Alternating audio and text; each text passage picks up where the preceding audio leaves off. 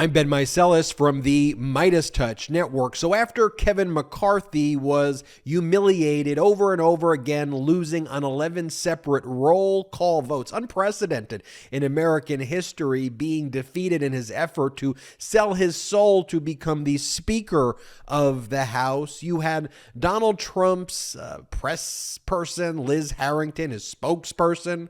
She made a public statement on one of these MAGA right-wing networks that we'll just see what happens, that Donald Trump would not necessarily be supporting Kevin McCarthy anymore. Let me play this clip first, but then what I really want to show you is the despicable post that Donald Trump made during the proceedings taking place on the House of Representatives, where he posted this really weird photograph of himself pretending to be the Speaker of the House. First, let me show you what Liz Harrington, his spokesperson, said, essentially saying that he is not even going to care what really happens anymore. We'll see what happens. Play this clip of Liz Harrington. He's done what he could.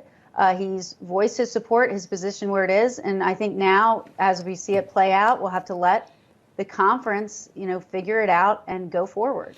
All right, now let me show you this photo that Donald Trump posted pretending to be the Speaker of the House. He posted this on his social media platform where he's been posting these increasingly bizarre and desperate posts. I mean, they're always bizarre and desperate, but it's just being taken to new depths of depravity that I didn't even know exist. But here's the photo he posted. It's like a weird photo of him sticking out his tongue, sitting in the speaker's chair next to Vice President Harris and behind President Biden. His tongue is out and he's touching his stomach. It's this very strange, malignant, narcissistic, weird, cultish behavior here. I mean, for him to post this, it's frankly quite humiliating and just quite embarrassing, just for the sake of our nation, that this is even existing. As I said, no offense to petulant third graders out there, but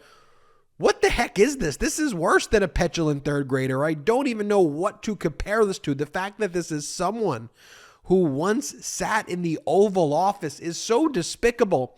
And when you heard these speeches being given by the MAGA extremists in the House of Representatives, while they all disagreed with how fascist each other was, and you're a traitor, you're a fascist, I'm a fascist, but you're not a fascist enough, and all of the arguments that they were having, universally they were saying that under Trump, these MAGA fascists were saying that this was like the best years ever. Are you kidding me?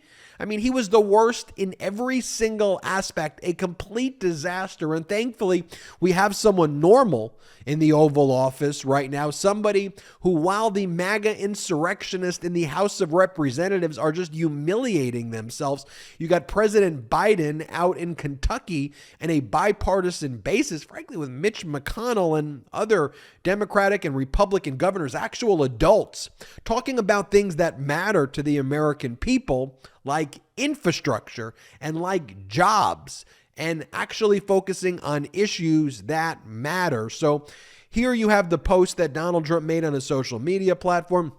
And then he also had made this post earlier in the day, basically saying that the fact that Kevin McCarthy lost 11 times, the fact that there was chaos and humiliation, is actually a big victory for the country. I mean, the gaslighting couldn't be more intense. This is what Donald Trump says. He goes in this post: I actually think that a big Republican victory today, after going through numerous roll calls that failed to produce a Speaker of the House, has made the position and process of getting to be Speaker and more important than if it were done in the more traditional way.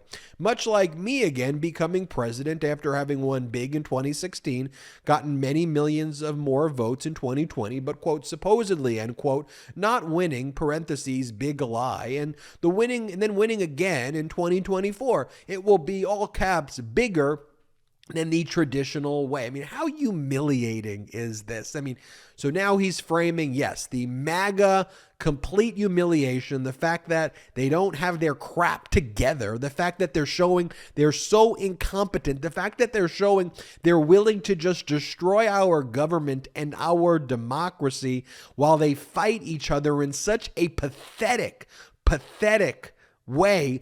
Donald Trump says, well, this is a big Republican victory. At the same token, Remember when the Republicans on Wednesday night adjourned, and then on Thursday, while they were giving speeches, they called the adjournment a victory?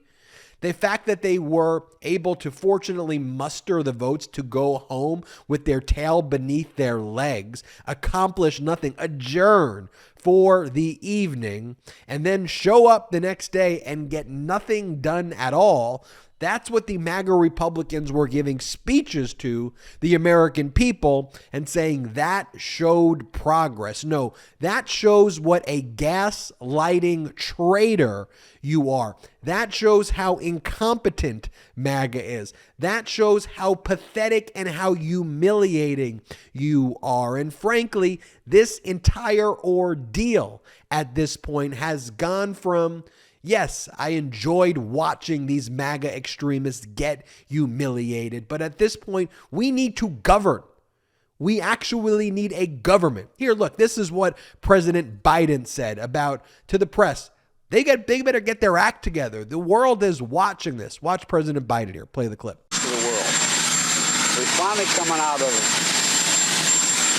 the first time we're really getting through the whole issue relating to January 6th. Things are settling out, and now, for the first time in 100 years, you can't move. I mean, I really mean it. I know you know international relations.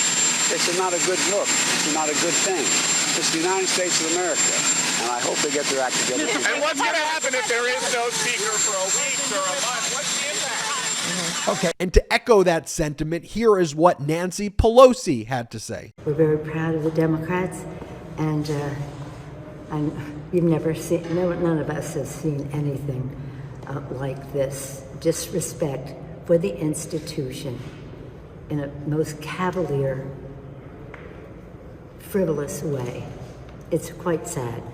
But let's be hopeful that in the next day or so, as they find their purpose and their unity, they understand why they are here.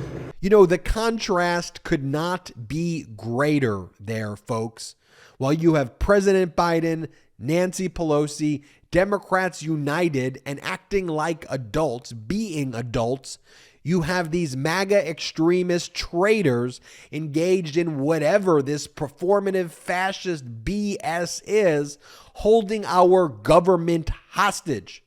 We need to call it out, and we will continue to call it out here on the MeidasTouch Network. I'm Ben Meiselas. Hit the subscribe button. We are on our way to 1 million subscribers thanks to your support. It's free to subscribe, so hit the subscribe button now. And in addition, check us out at patreon.com/MeidasTouch, patreon.com/MeidasTouch. We've got great content you can only get at Patreon, but most importantly, we're not funded by any outside investors at all. So this is a great way that you can help out grow this independent media platform.